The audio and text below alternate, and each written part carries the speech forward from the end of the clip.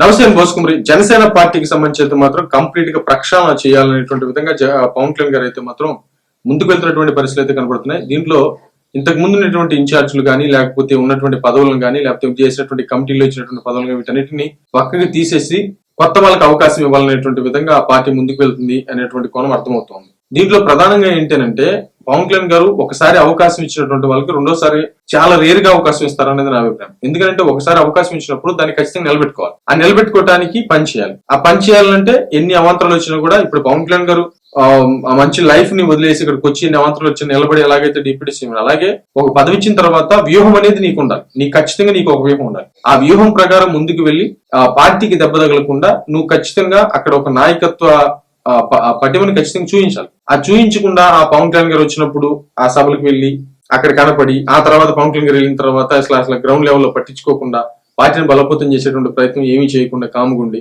ఉంటే ఆ పార్టీ బలోపేతం అవ్వదు కదా. కాబట్టి కమిటీలు వేసినప్పుడు నాయకత్వం ఇచ్చినప్పుడు ఆ నాయకత్వం ద్వారా నువ్వు పార్టీని ఎంత ముందుకు తీసుకెళ్తున్నావు, ఎంత బలోపేతం చేస్తున్నావు. ప్రతిసారి నియోజకవర్గానికి పవన్ కళ్యాణ్ గారు వచ్చి మీటింగ్లు పెట్టి బలోపేతం చేయాలంటే కుదరదు కదా. బలోపేతం అనేది మీరు చేసుకుంటారు, అందుకే కదా పదవులు ఇచ్చేది. చేసుకుంటూ వెళ్ళిపోవాలి. ఆ వెళ్ళిపోతాడు క్రమంలో ఎప్పుడైనా ఇరుకు ఇబ్బంది వస్తే ఖచ్చితంగా పవన్ కళ్యాణ్ గారు వస్తారు, ఇంకొంత బలపడుతుంది. అంటే పవన్ కళ్యాణ్ గారు వస్తే ఇంకొంత యాడ్ అవ్వాలి. కానీ పవన్ కళ్యాణ్ గారు వచ్చిన దాని మీదే, పవన్ కళ్యాణ్ ఇన్ఫ్లుయెన్స్ మీదే, పవన్ కళ్యాణ్ గారి బలం మీదే మేము పదవులు అనుభవించుకుంటా ముందుకు వెళ్తామంటే అది కుదరదు కదా. కాబట్టి వెనక్కి కష్టపడుతున్నటువంటి వాళ్ళు చాలా మంది ఉన్నారు. కాబట్టి పాత వాళ్ళని మొత్తం తీసేసి కొత్త వాళ్ళని నియమిస్తూ మొత్తం జనసేన పార్టీకి సంబంధించిన కమిటీలు మొత్తాన్ని ప్రక్షాళన చేయబోతున్నారు. ఇది పిఠాపురం నుంచే స్టార్ట్ అయింది. పిఠాపురంలో ఆల్రెడీ గ్రామ వార్డుకు సంబంధించినటువంటి కమిటీలు ఆల్రెడీ పడిపోతున్నాయి అక్కడ. కాబట్టి ఇక్కడ ప్రతి నియోజకవర్గంలో కూడా జనసేన పార్టీకి సంబంధించిన కమిటీలు చాలా కొత్తగా ఉండబోతున్నాయి.